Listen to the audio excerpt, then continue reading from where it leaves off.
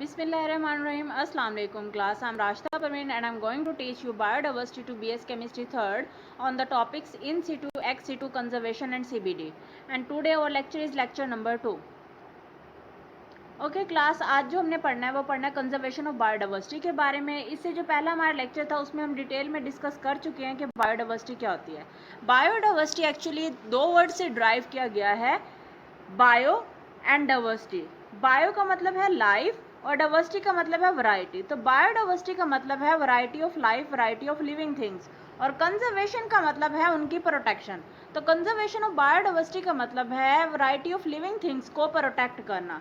इसकी दो तरह की टाइप्स है, यानी कि लिविंग थिंग्स को हम दो तरह से प्रोटेक्ट कर सकते हैं।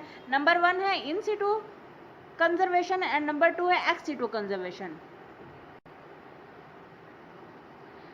अब हमने डिस्कस करना है कि इन सिटू कंजर्वेशन क्या होती है। इन सिटू कंजर्वेशन की सबसे पहले हम डेफिनेशन इसकी देखते हैं। In situ conservation is on site conservation.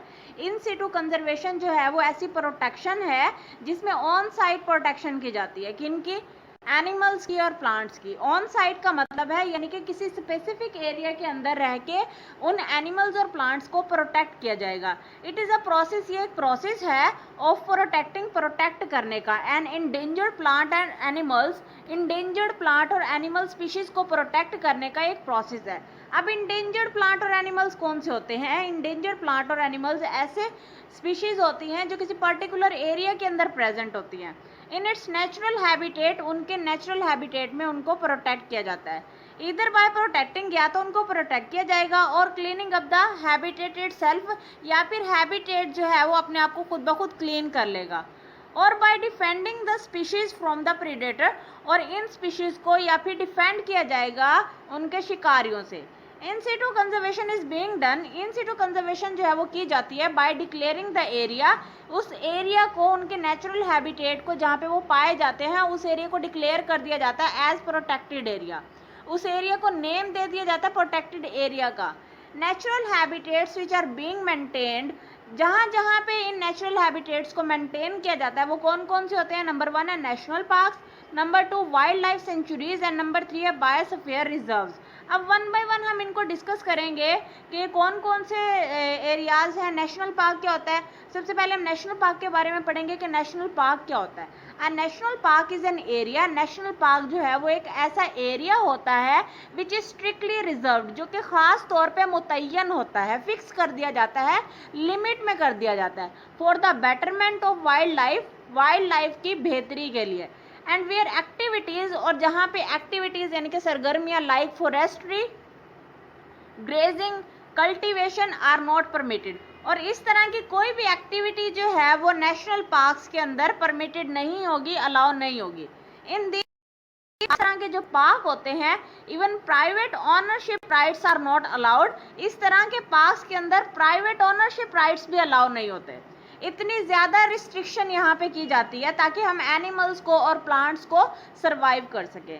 There boundaries, उनकी जो बाउंड्रीज होती हैं, उनकी जो लिमिट्स होती हैं, आर वेल मार्क्ड, उनको अच्छी तरह से मार्क कर दिया जाता है, एंड सर्कमस्क्राइब्ड, और उनको फिक्स कर दिया जाता है। They are usually small reserves, ये छोटे छोटे रिजर्व्स होते हैं, छोटे छोटे एरियाज होते हैं, दैट आर सेपरेटिंग, जो कि फैले हुए होते हैं इन एन एरिया, एक एरिया के अंदर, of 100 square kilometre to 500 square kilometre, जिसका रकबा होता है 100 स्क्वायर किलोमीटर से 500 स्क्वायर किलोमीटर तक का। इन नेशनल पार्क्स, अब ये जो नेशनल पार्क्स होते हैं, the emphasis is on the preservation of a single plant और एनिमल स्पीशी। अब ये जो नेशनल पार्क्स होते हैं ये इंसिस्ट करते हैं for the protection of a single plant और एनिमल स्पीशी, एक सिंगल प्लांट और एनिमल स्पीशी को भी ये प्रोटेक्ट करते हैं। नेक्स्ट हमने जो पढ़ना है वो पढ़ना है वाइल्ड लाइफ सेंचुरीज के बारे में। वाइल्ड लाइफ सेंचुरीज क्या होती हैं? A sanctuary is a protected area, एक सेंचुरी जो है वो एक प्रोटेक्टेड एरिया होता है विच इज रिजर्व्ड, जिसको मुतय्यन कर दिया जाता है फॉर द कंजर्वेशन, कंजर्वेशन कहते हैं प्रोटेक्शन को, for the protection of only animals, सिर्फ ये जानवरों की प्रोटेक्शन के लिए होता है। वाइल्ड लाइफ सेंचुरीज जो है ये एरिया सिर्फ जानवरों की प्रोटेक्शन के लिए होता है। एंड ह्यूमन एक्टिविटीज, और जो इंसानी सरगर्मियां होती हैं, and human activities like harvesting, इंसानी सरगर्मियां जैसे कि harvesting of timber, collecting minor forest product and private ownership rights are allowed। इस तरह की सरगर्मियां जो है वो सिर्फ अलाउ की जाती हैं, वो सिर्फ उनकी परमिशन होती है कि वो वाइल्ड लाइफ सेंचुरी में इस तरह की जो सरगर्मियां होती है वो सिर्फ की जा सकती हैं, as long as they don't interfere, क्योंकि ये जो है इंटरफेयर नहीं करती, इन्वॉल्वमेंट नहीं शो करती with wellbeing of animals, animals की वेल बीइंग के लिए इंटरफेयर नहीं करती। Boundaries of sanctuaries are not well defined, अब ये जो सेंचुरीज होती हैं इनकी बाउंड्रीज, इनकी वॉल्स, इनकी लिमिट्स जो है वो डिफाइन नहीं होती। And controlled biotic interference is permitted, और एक खास हद तक जो बायोटिक इंटरफेरेंस होती है यानी कि ह्यूमन इंटरफेरेंस होती है जस्ट वो अलाउ होती है, और वो कौन सी होगी, लाइक टूरिस्ट एक्टिविटी, जस्ट यहाँ पे सियाहों को इजाज़त होती है कोई इस तरह के एरिया के अंदर जाके वो अपनी सियाहत को शो कर सकते हैं, बाकी कोई ह्यूमन एक्टिविटी जो है वो इस तरह के एरिया में नहीं होती। उसके बाद है बायोस्फीयर रिजर्व। बायोस्फीयर रिजर्व जो है वो क्या होता है, ये भी एक प्रोटेक्टेड एरिया होता है। अब हम इसको डिस्कस करते हैं किस तरह का प्रोटेक्टेड एरिया होता है। It is a special category, ये खास कैटेगरी है और प्रोटेक्टेड एरिया की, where human population also form a part of the system, जहाँ पे ह्यूमन पॉपुलेशन जो है वो सिस्टम का पार्ट होती है। इससे पहले हम वाइल्ड लाइफ सेंचुरीज के बारे में और नेशनल पार्क्स के बारे में पढ़ चुके हैं, और वहाँ पे ह्यूमन इन्वॉल्वमेंट जो है, ह्यूमन इंटरफेरेंस जो है वो स्ट्रिक्टली रिजर्व्ड होती है, वो इस तरह के एरिया के अंदर नहीं होती। लेकिन बायोस्फीयर रिजर्व जो है एक ऐसा एरिया है, एक ऐसा प्रोटेक्टेड एरिया है जहाँ पे ह्यूमन पॉपुलेशन, ह्यूमन एक्टिविटी जो है वो अलाउ होती है। They are large protected areas, ये जो लार्ज प्रोटेक्टेड एरियाज होते हैं of usually more than 5000 square kilometre, और इनकी बाउंड्रीज जो हैं वो तकरीबन 5000 स्क्वायर किलोमीटर तक चली जाती हैं। अब बायोस्फीयर रिजर्व है 3 पार्ट, एक बायोस्फीयर रिजर्व के 3 पार्ट्स होते हैं, इसके 3 जोन्स होते हैं। वो कौन कौन से होते हैं, नंबर 1 है कोर जोन, नंबर 2 है buffer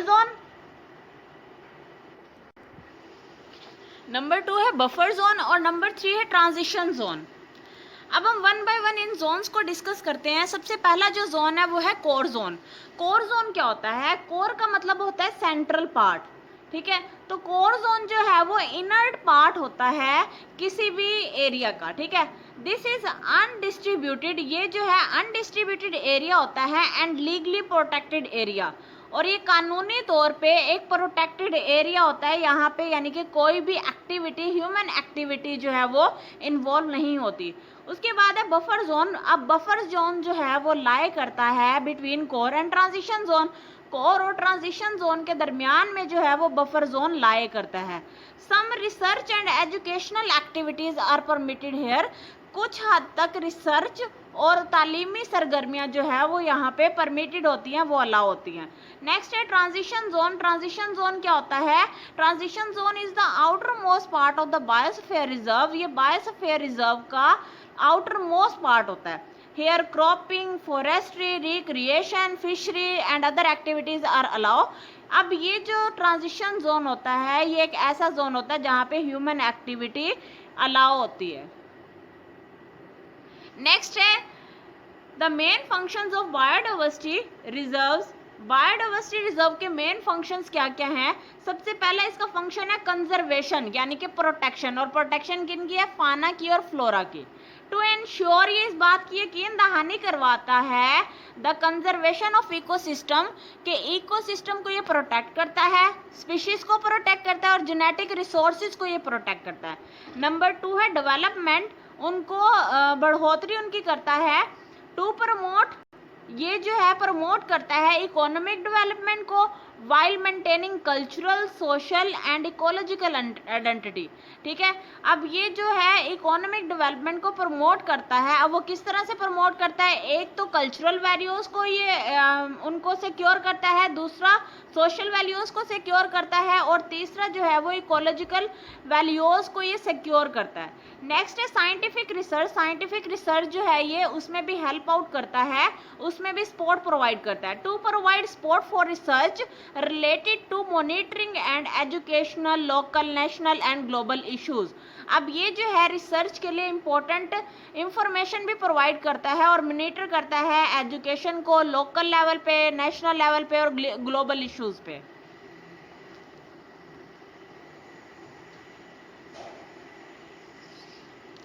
next advantages of in situ conservation. In situ conservation के जो एडवांटेजेस हैं वो कौन कौन से, अब हमने उसको डिस्कस करना है।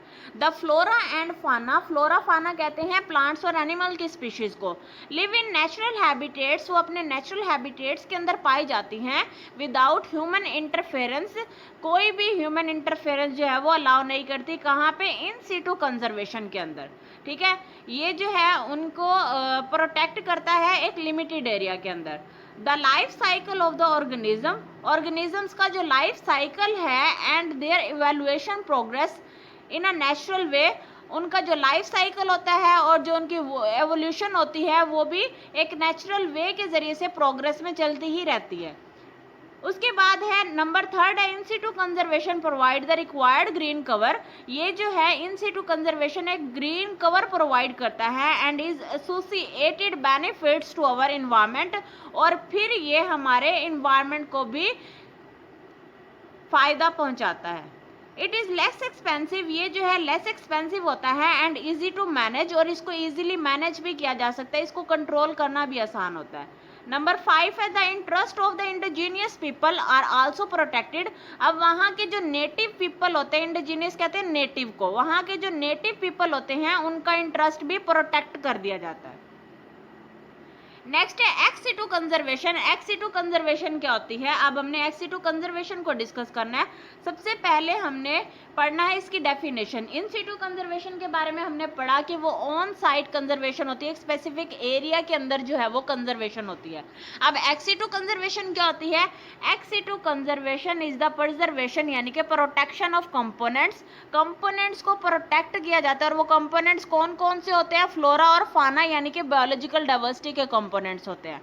आउटसाइड देयर नेचुरल हैबिटेट, उनके नेचुरल हैबिटेट से बाहर जो है उनको प्रोटेक्ट किया जाता है। This involve the conservation of genetic resources, इसके अंदर जो जेनेटिक रिसोर्सेज होते हैं उनकी भी कंजर्वेशन की जाती है, उनको भी प्रोटेक्ट किया जाता है।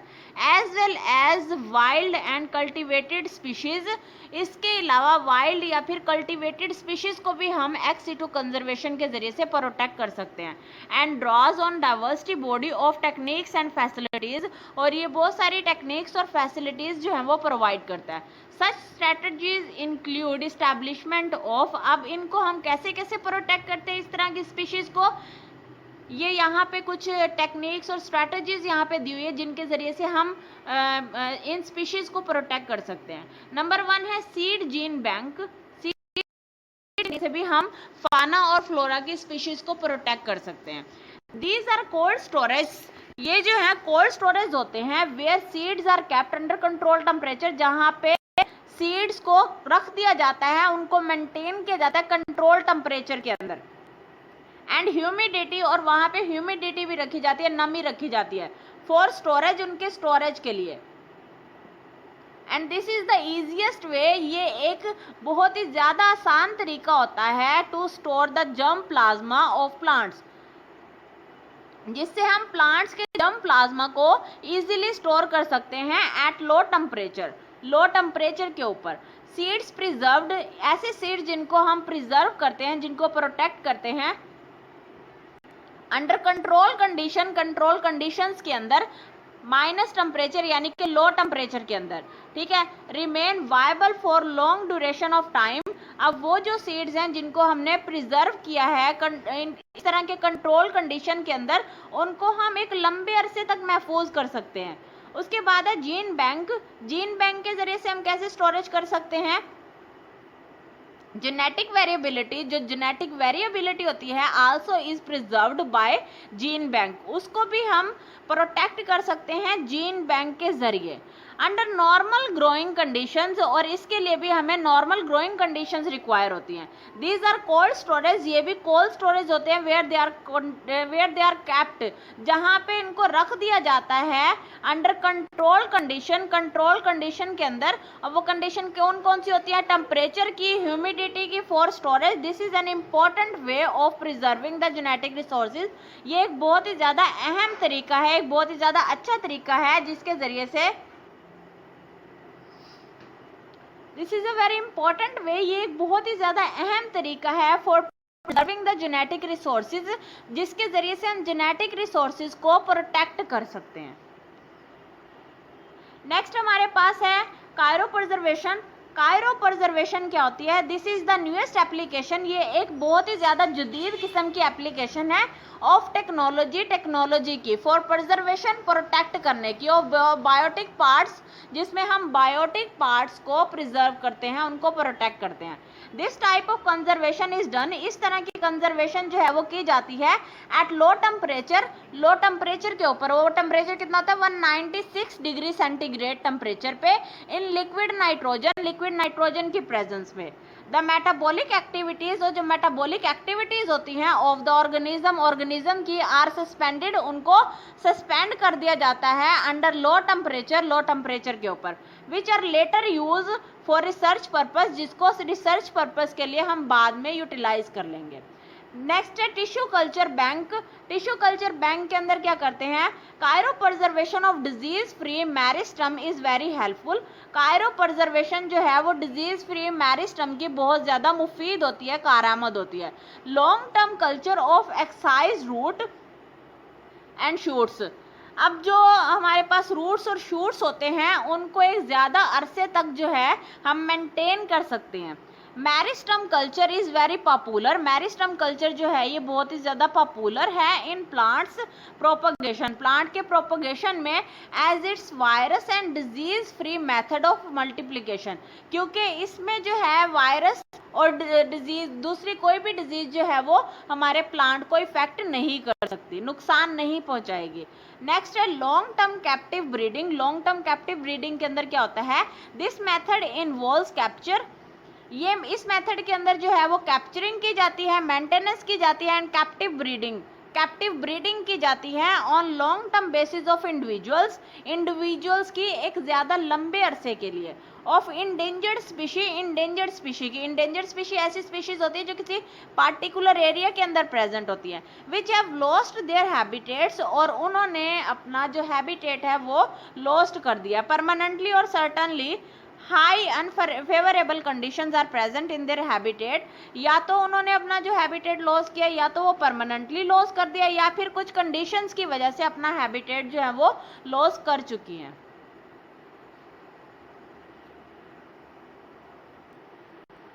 नेक्स्ट है बोटेनिकल गार्डन्स। बोटेनिकल गार्डन्स में क्या किया जाता है? अब हमने बोटेनिकल गार्डन्स को स्टडी करना है। अब बोटेनिकल गार्डन जो है वो एक ऐसा प्लेस होता है where flowers, fruits and vegetables are grown, जहाँ पे फूलों को, फलों को और सब्जियों को उगाया जाता है।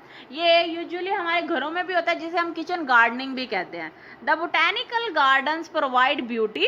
अब ये जो बोटेनिकल गार्डन्स होते हैं ये एक तो खूबसूरती प्रोवाइड करते हैं, और दूसरा काम इन्वायरमेंट प्रोवाइड करते हैं, एक पुरसुकून जो है माहौल प्रोवाइड करते हैं।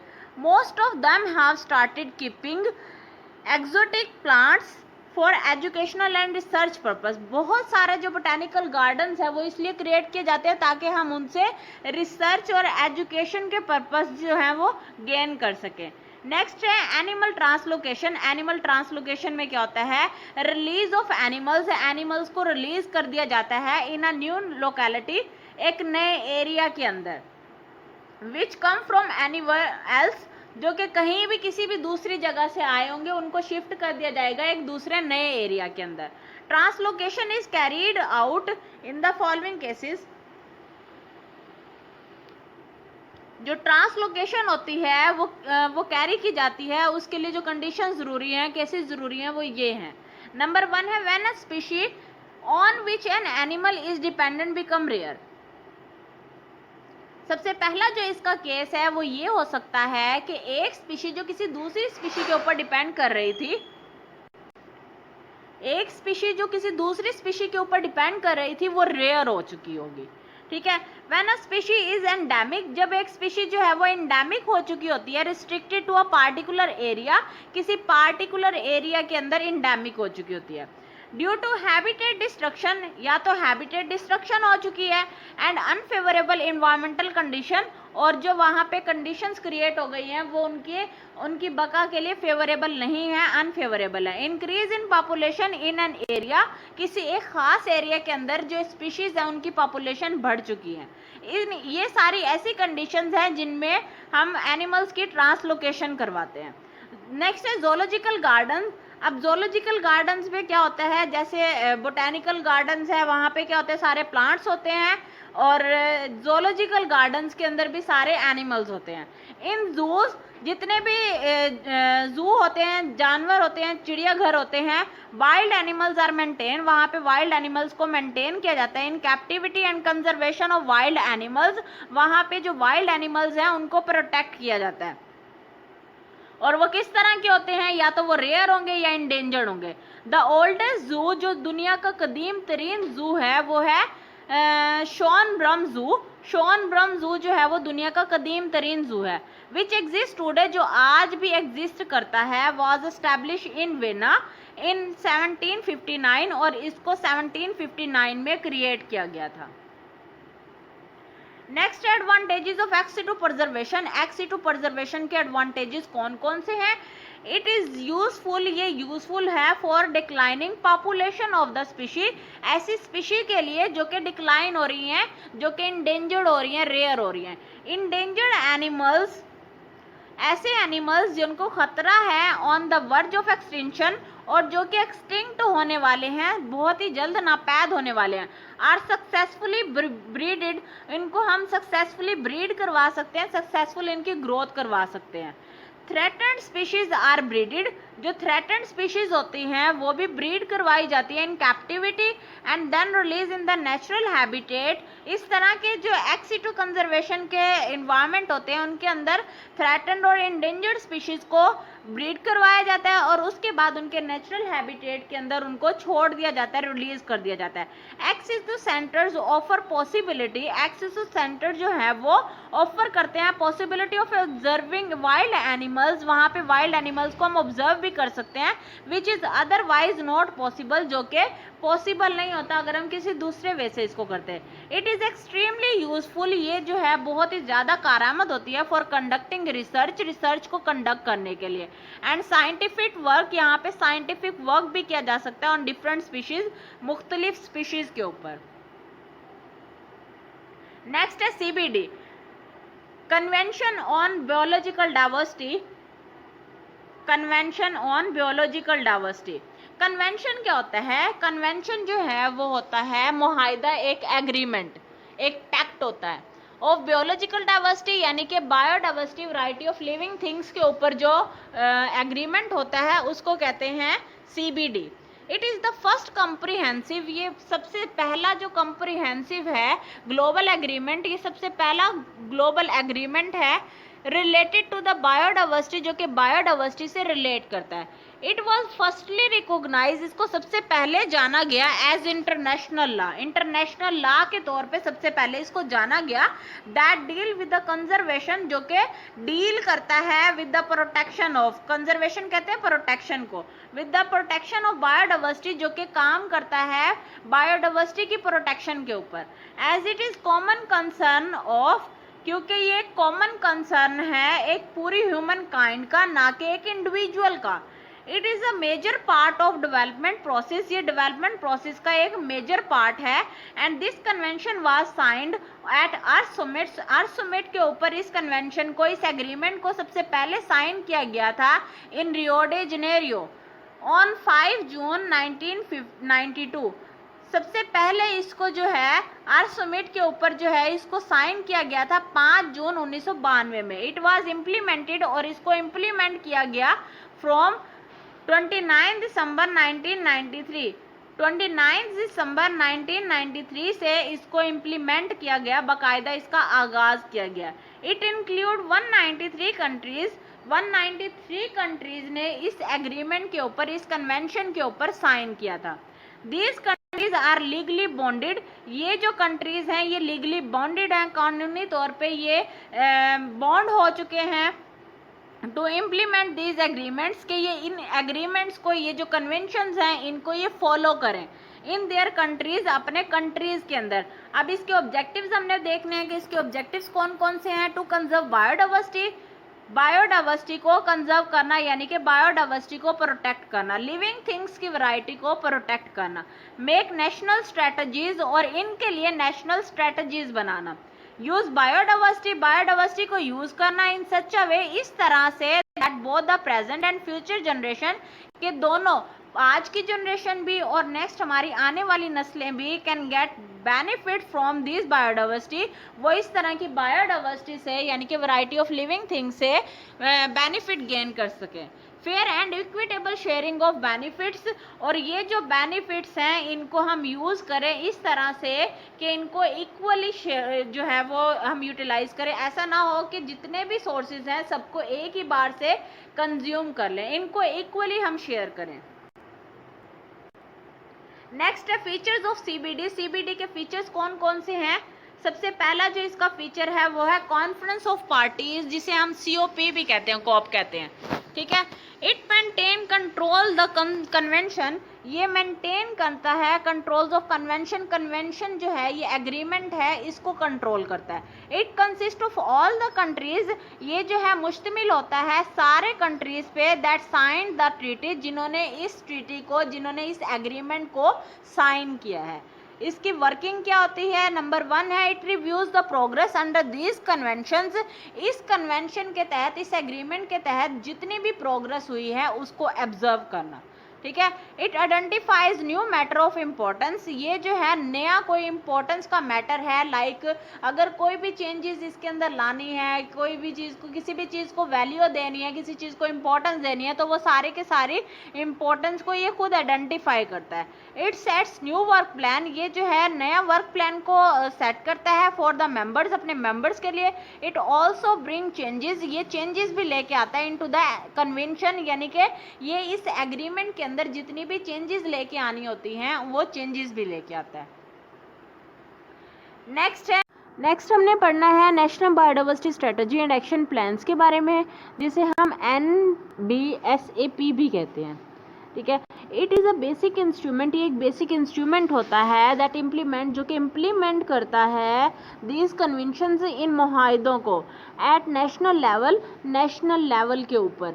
इट एनफोर्स कंट्रीज, ये कंट्रीज़ को इन्फोर्स करता है, उनको फोर्स कर देता है टू प्रिपेयर, कि वो प्रिपेयर कर लें नेशनल बायोडाइवर्सिटी स्ट्रेटजीज, कौमी बायोडाइवर्सिटी की स्ट्रेटजीज़ को, एंड एंश्योर्स, और यकीन दहानी करवाएं that this strategy is maintained, कि ये वाली स्ट्रेटजी जो है उनके मुल्कों के अंदर मेंटेन की जा रही है।